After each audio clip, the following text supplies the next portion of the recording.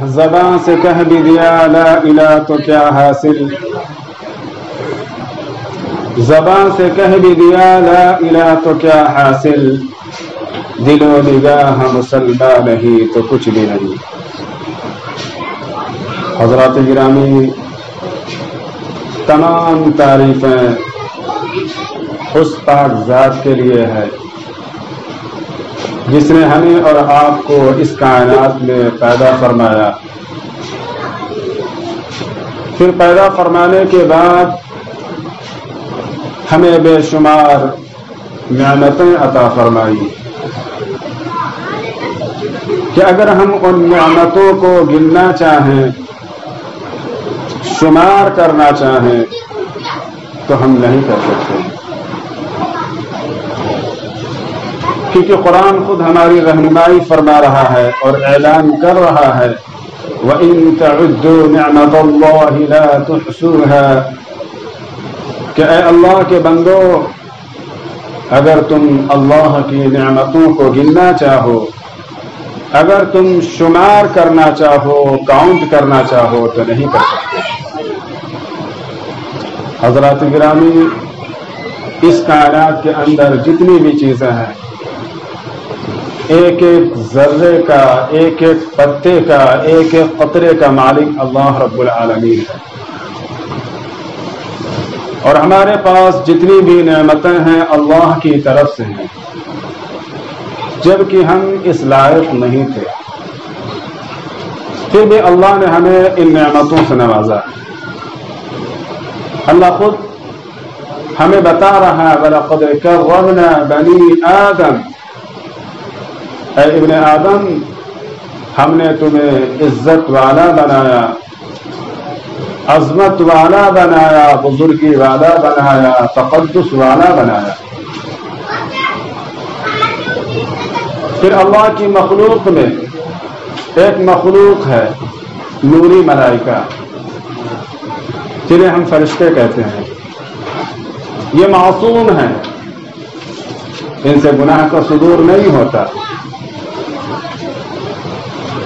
ساری مخلوق کو، ان میں فرشتے بھی شامل ہیں، مجموعی طور پر سامنے رکھ کر اللہ نے فرمایا وَفَضَّلْنَا عَلَى كَثِيرٍ مِّمَّنْ خَلَقْنَا تَفْضِيلًا، اے انسان، ہم نے تمہیں اپنی ساری مخلوق پر فضیلت دی، کیونکہ ہم نے تمہیں انسان بنایا۔ انسان بنا کر ہم نے تم پر سب سے بڑا احسان کیا، انعام کیا۔ تو پاک ہے وہ ذات جس نے ہمیں اور آپ کو انسان بنا کر اس کائنات کے اندر پیدا کیا۔ وہ رب العالمین ہے، وہ احکم الحاکمین ہے، وہ مالک الملک ہے، وہ مالک یوم الدین ہے۔ وہ کل کا بھی مالک تھا، وہ آج کا بھی مالک ہے، اور وہ آئندہ کا بھی مالک رہے گا۔ وہ ابد الآباد کا مالک ہے، ہمیشہ ہمیش کا مالک ہے۔ وہ رب السماوات والارض ہے، آسمان و زمین کا رب ہے۔ تمام ذی روح کا، تمام ذی حیات کا روزیاں دینے والا وہی ہے۔ پھر اس کائنات کی ہر چیز اللہ کی تعریف میں، اللہ کی توصیف میں لگی ہوئی ہے۔ کائنات کا ذرہ ذرہ، پتا پتا، بوٹا بوٹا، قطرہ قطرہ اللہ کی وحدانیت پر دلالت کر رہا ہے۔ وہ بڑی عظمت والا ہے، وہ بڑی شان والا ہے، وہ بڑی حکمت والا ہے، بڑی قدرت والا ہے۔ ساری کائنات میں اسی کی بادشاہت، ساری کائنات میں اسی کی حاکمیت، وہی حاجت روا ہے، وہی مشکل کشا ہے، وہ ہر قسم کے نفع و نقصان کا مالک ہے۔ پوری کائنات میں اس کے جیسا کوئی نہیں، کسی بھی لحاظ سے اس کا کوئی ہمسر نہیں، وہ اکیلا ہے، تمام صفات عالیہ کا مالک ہے۔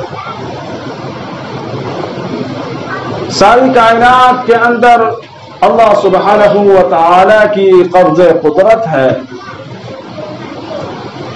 وہ جب جسے چاہے اپنی رحمت میں داخل کر لے، وہ جب جسے چاہے اس کی نافرمانیوں کی وجہ سے اسے عذاب میں مبتلا کر دے. اس نے ہمیں یہ زندگی عطا فرمائی، وہی ہمیں موت دے گا، پھر قیامت کے دن ہمارے روح کے ساتھ جسم کے ساتھ ہمیں دوبارہ اٹھائے گا. اسے ہر چیز کا علم ہے. زمین کے اوپر رہنے والی مخلوق، زمین کے اندر رہنے والی مخلوق اس کی نگاہوں کے سامنے ہے. سمندروں کے اندر رہنے والی مخلوق، فضاؤں میں رہنے والی مخلوق، زمین کے اندر چلنے والی مخلوق، سب کے سب اس کی نگاہوں کے سامنے ہے. نوری مخلوق اس کے سامنے، ناری مخلوق اس کے سامنے، خاکی مخلوق اس کے سامنے، آبی مخلوق اس کے سامنے. کالے پانی کے اندر جو مخلوق چلتی ہے وہ بھی اس کے نگاہوں کے سامنے. کالی رات میں کالے پہاڑ پر کالے پتھر کے نیچے کالی چوٹی چلتی ہے، وہ بھی اس کے نگاہوں کے سامنے ہے. اسے ہر چیز کا علم ہے، حتیٰ کہ وہ ہمارے دلوں کے بھید کو بھی جانتا ہے. هو الحي القيوم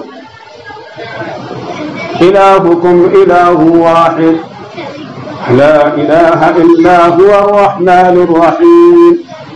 وہ زندہ ہے، وہ قائم ہے،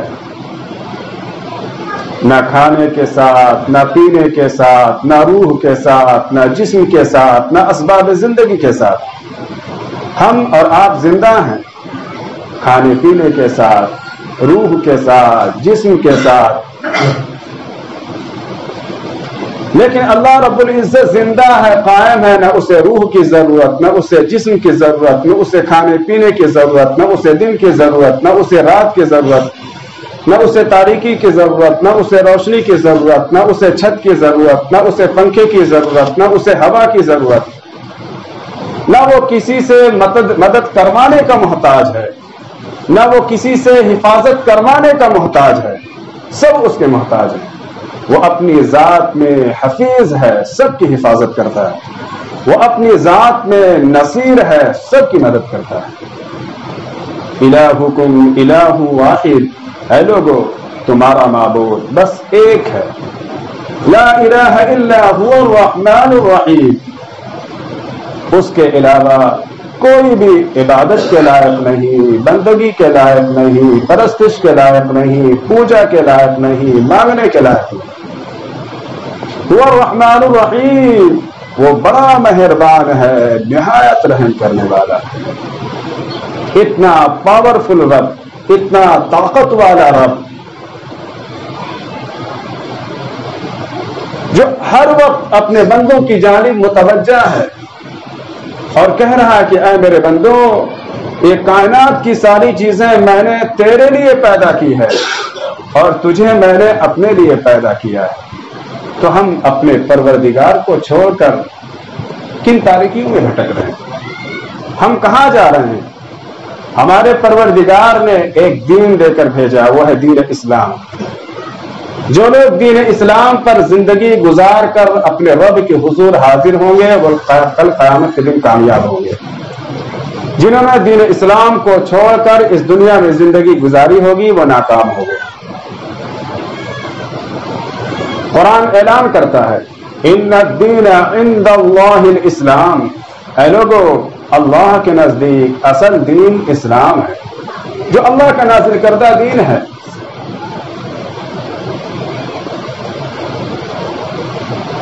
دین اسلام کے علاوہ جتنے بھی ادیان دنیا میں چل رہے ہیں وہ سب کے سب لوگوں کے بنائے ہوئے ہیں، خود ساختہ ہیں.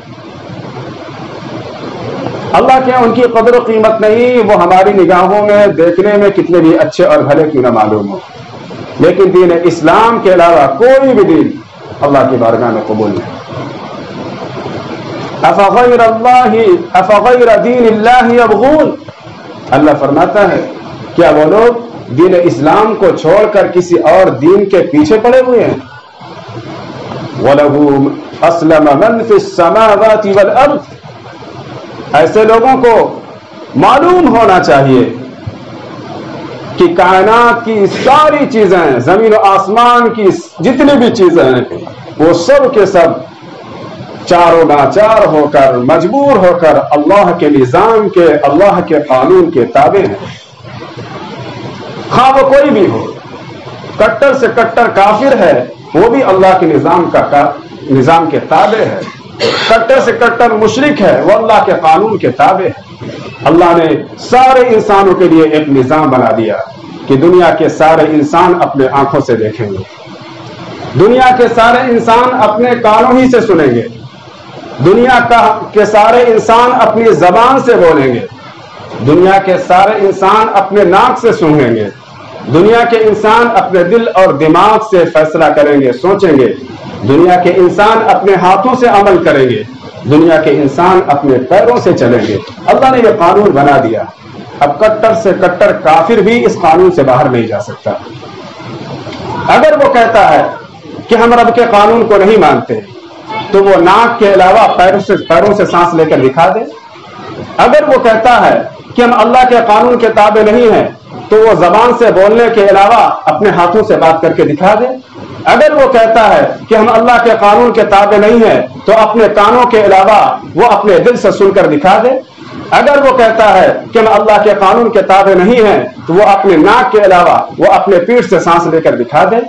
دنیا کے کوئی بھی انسان جو قانون اللہ نے بنایا اس کے خلاف نہیں جا سکتا. اس لیے اللہ نے اعلان کر دیا وَلَهُ مَنْ أَسْلَمَ مَنْ فِي السَّمَاوَاتِ وَالْأَرْضِ طَوْعًا وَكَرْهًا. کائنات کی جتنی بھی چیزیں ہیں خواہ وہ کوئی بھی ہو سب کے سب اللہ کے نظام اور اس کے قانون کے تابع ہیں. اس سے باہر نہیں جا سکتے. وہ کتنا ہی اللہ کا اس کی وحدانیت کا انکار کرے لیکن اللہ کے نظام اور قانون سے باہر جا ہی نہیں سکتے. وَإِلَيْهِ يُرْجَعُونَ. پھر وہ لوگ جو اللہ کے دین کو چھوڑ کر کسی اور مذہب کو اختیار کر کے دنیا میں زندگی گزار رہے ہیں، جب وہ خدا کی بارگاہ میں حاضر ہوں گے تو اپنے اس رویے کی کیا توجیہ پیش کر سکیں گے؟ حدیث پاک کے اندر آتا ہے کل قیامت کے دن سارے اعمال خدا کی بارگاہ میں حاضر ہوں گے. جتنے بھی نیک اعمال ہیں سب کے سب اللہ کی بارگاہ میں حاضر ہوں گے. نماز آ کر کہے گی پروردگار میں نماز ہوں، اللہ کہے گا تو اچھی چیز ہے. روزہ آ کر کہے گا کہ میرے مولا میں روزہ ہوں، اللہ کہے گا تو بھی بہتر ہے. صدقہ آ کر کہے گا اللہ میں صدقہ ہوں، اللہ کہے گا تو بھی بہتر ہے. اسی طرح ہر عمل یکے بعد دیگر خدا کی بارگاہ میں حاضر ہوگا اور اپنا انٹروڈکشن کروائے گا، اللہ کہے گا تو بہتر ہے. لیکن سب سے آخر میں ہمارے نبی فرماتے ہیں اسلام آئے گا اور کہے گا الہی تو سلام ہے میں اسلام ہوں. اللہ فرمائے گا تو بھی بہتر پہ ہے لیکن یاد رکھنا آج تیری ہی وجہ سے میں لوگوں کی گرفت کروں گا اور تیری ہی وجہ سے لوگوں کو انعام دوں گا. جو لوگ دنیا کے اندر دین اسلام پر رہ کر زندگی گزار کر آئیں گے انہیں میں انعام دوں گا. جو لوگ تجھے چھوڑ کر خود ساختہ دین کو اختیار کر کے زندگی گزار کر آئیں گے ان کی میں پکڑ کروں گا، ان کو میں سزائیں دوں گا. قرآن دلکے کا چوٹ اعلان کرتے کہتا ہے وَمَنْ يَبْتَغِ غَيْرَ الْإِسْلَامِ دِينًا. جو لوگ دین اسلام کو چھوڑ کر کسی اور مذہب کو اختیار کر کے زندگی گزارتے فَلَنْ يُقْبَلَ مِنْهُ. ان کا وہ دین خدا کی بارگاہ میں قبول نہیں کیا جائے گا، نہیں ہرگز نہیں قبول کیا جائے گا. گنجائش کی کوئی شائبہ نہیں، ہرگز نہیں قبول کیا جائے گا. وَهُوَ فِي الْآخِرَةِ مِنَ الْخَاسِرِينَ. اور وہ قیامت کے دن ناکام ہوں گے، نامراد ہوں گے. اب لوگوں کا کہنا ہے کہ آپ کا اسلام صرف جمعہ 8 دن کا ہے. ہمارے دھرم ہمارے مذہب تو 5-5 ہزار سال پرانے ہیں. مسلمانوں یہ ہمیں دھوکہ دیا جا رہا ہے. اسلام اسی دن اس دنیا میں آیا جس دن حضرت آدم علیہ السلام اس دنیا میں تشریف لائے اور ہمارے نبی حضرت محمد مصطفیٰ صلی اللہ علیہ وسلم دین اسلام کو لانے والے نہیں ہیں بلکہ دین اسلام کو مکمل فرمانے والے ہیں. کسی چیز کو لانا اور چیز ہے، کسی کو مکمل فرمانا اور چیز ہے. قرآن اعلان کرتا ہے الیوم اکملت لکم دینکم. وَأَتْمَمْتُ عَلَيْكُمْ نِعْمَتِي وَرَضِيتُ لَكُمُ الْإِسْلَامَ دِينًا۔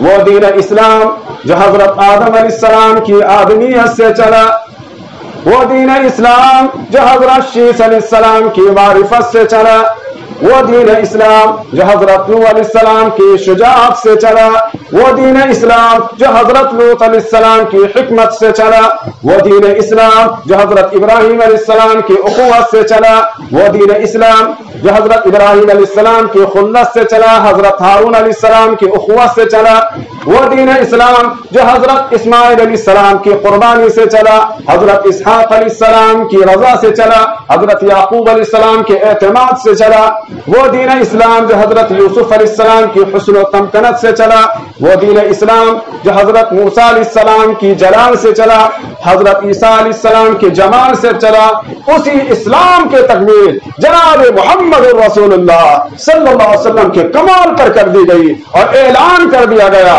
اليوم اکملت لکم دینکم واتممت علیکم نعمتی ورضیت لکم الاسلام دینا۔ دین مکمل ہو گیا، اب نہ اس میں اضافہ ہوگا اور نہ ہی کمی ہوگی۔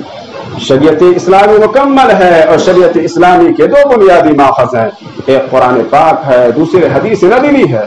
اب اسی کی طرف ہر ایک کو رجوع ہونا ہے، فقیہ کو بھی، مفسر کو بھی، محدث کو بھی، مفتی کو بھی، عالم کو بھی، قاری کو بھی، حافظ کو بھی، شاعر کو بھی، ادیب کو بھی، ڈاکٹر کو بھی، انجینئر کو بھی، پرنسپل کو بھی، وائس چانسلر کو بھی، حاکم کو بھی، محکوم کو بھی، آقا کو بھی، غلام کو بھی، امیر کو بھی، غریب کو بھی، مردوں کو بھی، عورتوں کو بھی، عرب والوں کو بھی، عجم والوں کو بھی، کائنات کے خطے کے ہر شخص کو قرآن اور حدیث کے مطابق چلنا ہے اور اسی پر عمل کرنا ہے۔ اسلام ادھورے پن کو قبول نہیں کرتا۔ یا ایھا الذین آمنوا ادخلوا فی السلم کافہ، اے لوگو اسلام میں پوری طرح سے داخل ہو جاؤ۔ ادھورا اسلام نہیں چلتا۔ کیا حکومت کے اندر جعلی نوٹ چلتے ہیں، ملاوٹ والے نوٹ چلتے ہیں؟ جب نہیں تو اللہ کے ادھورا اسلام کیسے چلے گا؟ ایک طرف اللہ کی شریعت، دوسری طرف شیطان کی شریعت۔ قرآن کہتا ہے وَلَا تَتَّبِعُوا خُطُوَاتِ الشَّيْطَانِ، اے لوگو شیطان کی پیروی مت کرنا، شیطان کے نقش قدم مت چلنا، إِنَّهُ لَكُمْ عَدُوٌّ مُبِينٌ، وَخُلَقُ تمہارا دشمن۔ تو معاملہ یہ ہے کہ اسلام کو ہمیں مکمل طور سے عقائد کے اعتبار سے، عبادات کے اعتبار سے، معاملات کے اعتبار سے، معاشرت کے اعتبار سے، تہذیب و تمدن کے اعتبار سے، تعلیم و تعلم کے اعتبار سے، حکومت و سیاست کے اعتبار سے، ہر اعتبار سے زندگی کے ہر شعبے میں اسلام کو قبول کرنا اور اس پر عمل کرنا، یہ ہے اسلام۔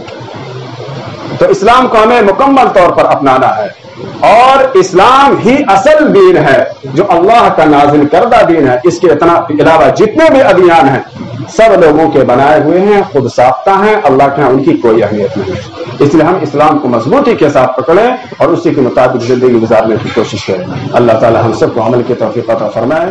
وآخر دعوانا ان الحمد للہ رب العالمین۔